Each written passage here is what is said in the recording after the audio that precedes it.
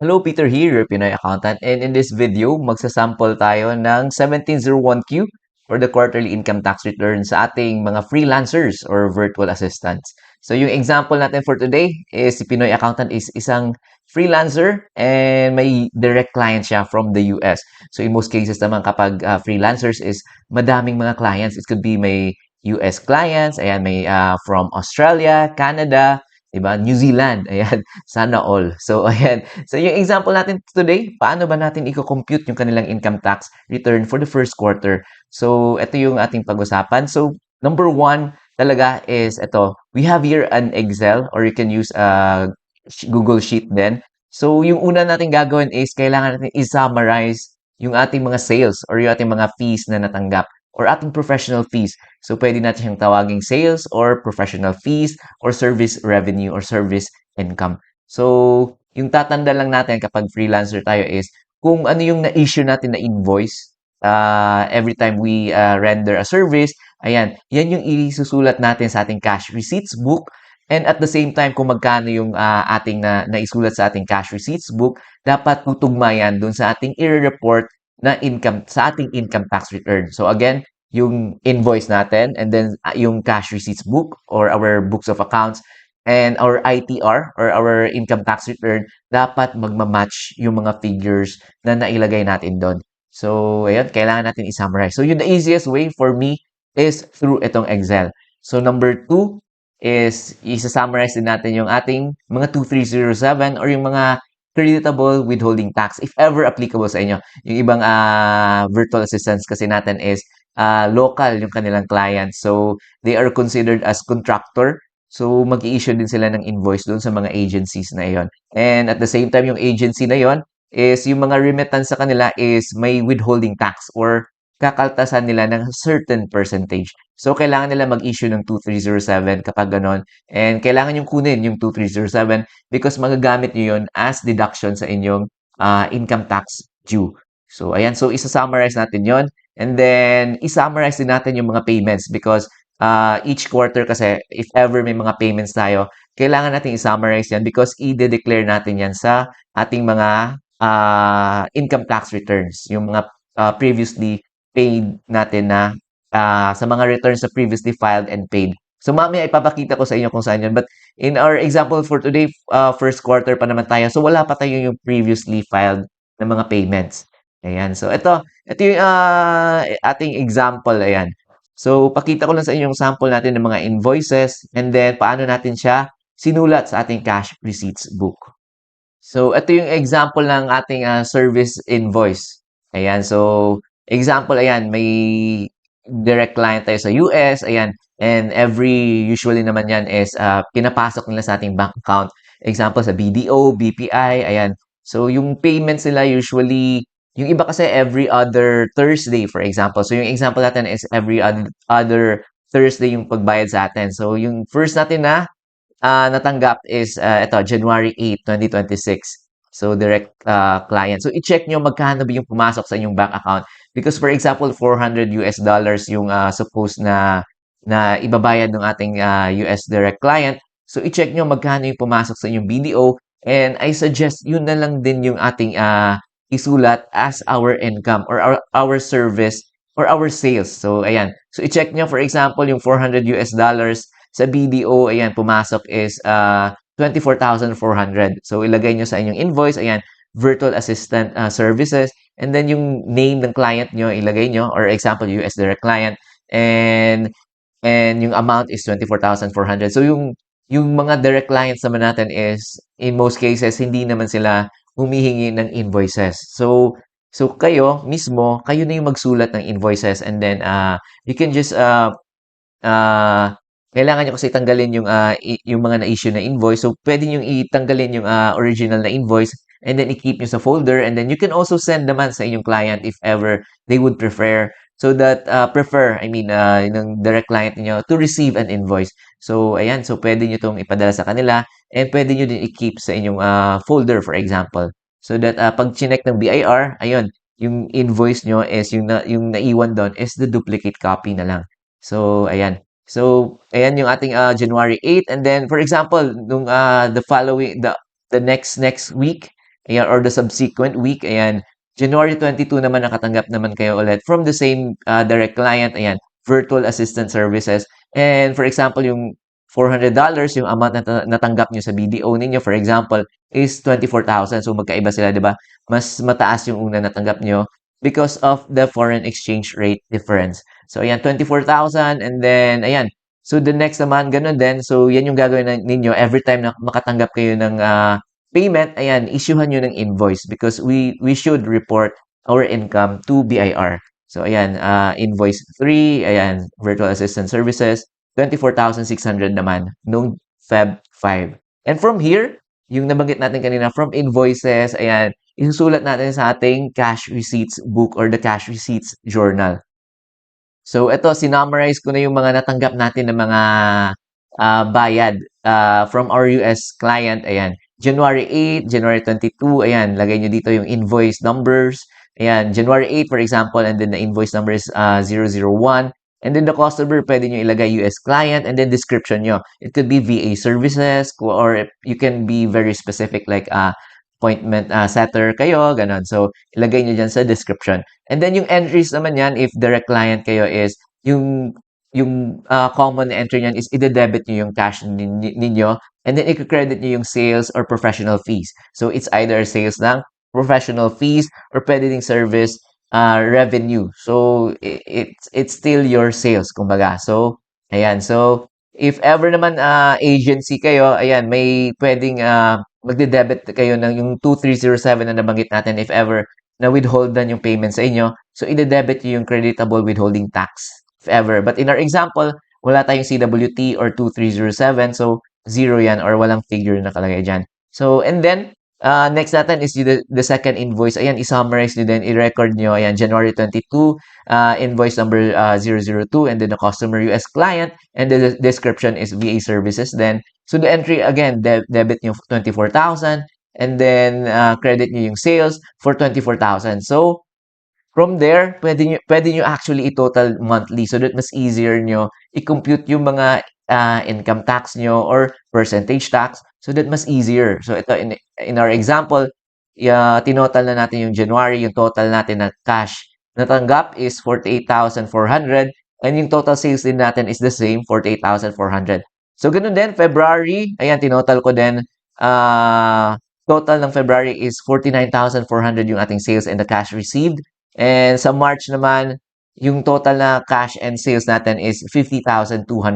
So, ayan. So, at least mas easier na natin i-summarize. So, from here, balikan natin yung ating summary or yung ating Excel. So, that mas isa-summarize na natin kung magkano yung total natin for the first quarter. So, ito. So, ito again yung ating summary. So, January, 48,400. Feb is 49,400. March is 50,200.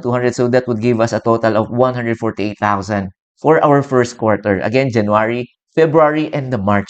So, from here, actually, pwede nyo na i-compute yung inyong income tax and pwede nyo nang i-fill out yung 1701Q version 2018 using the EBIR form. So, ito, open na natin yung ating EBIR form. And then, input nyo lang yung profile niyo. So, yung profile niyo, you can find it doon naman sa inyong certificate of registration. So, this is my, if this is your second time or more than once nyo na nagamit, so automatic nyo nang ilalagay nyo yung profile dito. Pagkatapos yung ilagay ang inyong TIN. So, ito, in-input natin yung ating TIN 0000, and then, ayan, automatic siyang lumabas yung ating profile. So, from here, ayan, list of BIR forms, piliin natin is 1701Q version 2018. So, dalawa kasi to. This is the old form pag walang version 2018. So, yung latest form natin is version 2018. So, ito yung pipiliin natin. And then, click nyo itong fill up na button. Then, okay. So, hintayin natin mag-load. So, ito, nag-load na. Mabilis lang siya. So, i-zoom lang natin so that mas makita nyo yung mga details. So, for the year 2026 and then number 2, quarter. So, we are still filing for the first quarter. Again, yung deadline na to is May 15. So, number 3, amended return. No, this is not an amended return. Number of sheets, ayan, 0 lang yung ilagay nyo dyan. And then, part 1, background information on taxpayer. I-check nyo lang ano yung mga wala pang details. So, number 5, TIN, ayan, nakalagay na, RDO code. And then, taxpayer or the filer type. So, i-check nyo yung COR na nyo since we are, ano tayo, virtual assistants, ayan, mga freelancer, still considered tayo as professional. So, i-click nyo tong professional. And then sa ATC naman, yung example natin for today is 8% yung ating i-avail. So, dito tayo sa income from profession and 8%. So, i-click niyo yan, 8%. And then number 9, may details na, taxpayer's name, registered address, and then the zip code. So, dito tayo sa date of birth. So, i-follow nyo lang month, and then the day, and the year. Ayan. And then email address, naka-indicate na din. So, next tayo is citizenship is Filipino. And then number 14, foreign tax number in most cases, not applicable yan. So, leave it blank. So, number 15, claiming foreign tax credits is no. And then number 16, ayan, automatic siya nagpili for us because we selected the 8% sa taas. So, 8% yan. And then 16A, wala tayong pipiliin because hindi tayo graduated income tax rate. So, leave it blank. And then part 2, background information on spouse, if applicable lang. So, ilalagay niyo yung details ng spouse niyo. And if ever, joint filing, ilalagay niyo yung details diyan. So, in our example, ayan, hindi siya applicable. So, let's proceed. Part 3, total tax payable. So, wala pang details dito because hindi pa natin na-fill outan yung ating sales details sa page 2. So, let's proceed. Ayan, next natin. Page 2. And then, scroll up natin. And then, dito na tayo sa part 5, computation of tax due. Ayan, so, schedule 1, this is for the graduated income tax rate. So, hindi to applicable sa atin. And dito tayo sa schedule 2, 8% income tax rate. So, number 47, yung sales natin, revenue receipts or the fees. Ayan, so, balikan natin yung ating Excel. So, yung total ng ating first quarter na sales is 148,000. So, yung ilalagay natin dito is 148,000.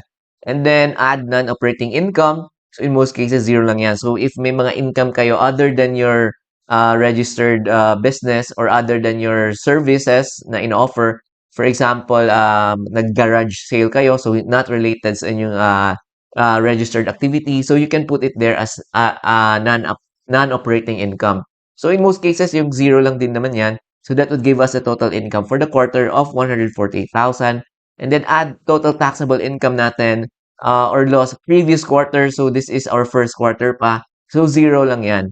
So that would give us a cumulative taxable income for as of this quarter ng 140,000. And then number 52, so ito wag niyong kalimutan, may 250,000 tayo na allowable reduction kapag purely business tayo or practice of profession. So ito in our example, 250,000. So that would give us itong taxable loss na 102,000. So automatic yung tax due natin is 0. So let's proceed. Schedule 3, the tax credits and the payment. So prior year's excess credits, again, i-check yung 2025 din yung na annual income tax return. If ever may mga overpayment kayo, which is yung pinili nyo na option is, i-carry forward ninyo over dun sa inyo next quarter. So, yan, i-check nyo yung inyong 2025 na annual ITR. So, in our example, 0 lang yan. So, and then, let's proceed. 56, tax payments for the previous quarter. So, ito yung nabanggit natin is, i-check nyo yung mga previous quarters niyo. Since first quarter pa lang naman ito, so wala pa tayong previous quarter na payment. So, 0 lang yan. And then, the CWT or the creditable tax withheld.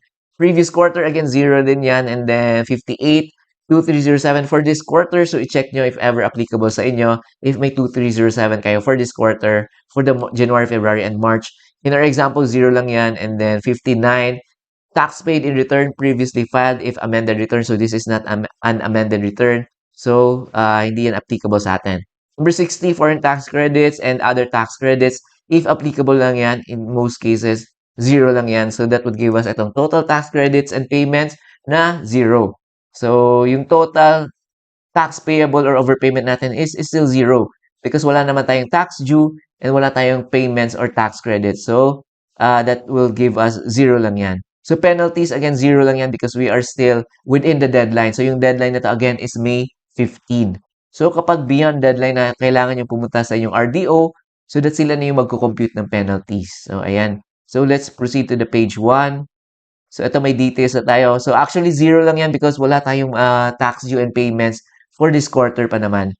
Because hindi nag-exceed ng 250,000 yung ating sales or professional fees. So, number 26, tax due is 0. tax credits and payments, 0 din. Tax payable is 0. Ayan, penalties is 0. So, yung total amount payable natin is 0. Aggregate amount payable is still 0. So, ayan, 0 lang yan lahat. So, maganda yung ating first quarter because 0, 0, 0, 0 lang. 0 lahat. Ayan. Wala pa tayong tax payable. But sa second quarter, for sure, may tax payable na tayo. So, ayan. So, next natin is i-click nyo itong validate na button. Ayan, okay. And then, i-save ninyo. And then, print ninyo. Ayan, print ninyo so that may PDF copies kayo ng final return na final ninyo. And then, last na tayo, last steps na submit final copy. I-click ninyo. And then, lalabas na, please ensure that you have internet access. Ayan, click nyo okay. Then next is lalabas itong revised terms of service agreement or the TOSA. So i-click nyo lang okay. So after that, dalawang scenario yon. So the first scenario could be hindi successful, unsuccessful yung ating pag-submit ng ating return. So nakalagay naman doon is was not able to submit your tax return. So it could be daw mahina yung internet nyo or other errors. So kailangan nyo i-submit final copy ulit. And then, until such time, nalalabas na yung hinihintay natin na submit successful. You are able to successfully submit your income tax or your tax return. And then, naka-indicate din doon na mag-email sila ng tax return receipt confirmation sa inyong email. So, i-check nyo din yung inyong email if you receive yung tax return receipt confirmation. And then, another thing pala, pag lumabas yung pop-up message na submit successful, I suggest na i-screenshot din ninyo yon because may mga cases kasi na hindi nakakatanggap yung mga taxpayers ng tax return receipt confirmation email sa kanilang email. So, yung ina-advise ng BIR is at least may screenshot tayo, may proof tayo, ayun, na submit successful na tayo using itong EBIR form.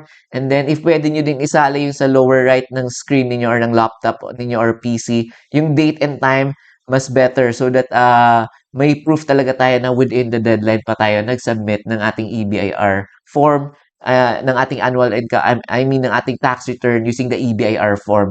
So, ayan. So, i-check yung email niyo if you receive the tax return receipt confirmation email. And then from there, we can proceed now with payment if ever may mga tax payable tayo. So, you can use online, pwedeng online. You can pay using MyEG, yung ginagamit ko, or Maya. So, may mga video example din tayo on how you can use the Maya and the MyEG. So, ayan. So, yun lang ating video for today. We just talked about itong 1701Q first quarter ng freelancer and ng mga virtual assistants. So, yun ang ating video for today. If may mga tanong kayo, just comment down below. And again, thank you very much sa mga nag-subscribe, sa mga nag-like ng ating video, sa mga nag-comment. Sobrang na-appreciate ko yung mga comments niyo. And also sa mga nag-send ng support, you can go to our website actually, www.pinoyaccountant.com/donate. And if you would want to download ito, may mga free templates tayo. Itong mga Excel na ginagamit ko dito sa ating video tutorials is i-upload ko din sa ating website. You go to our website, www.pinoyaccountant.com/download naman. So again, thank you very much and I'll see you in our next videos.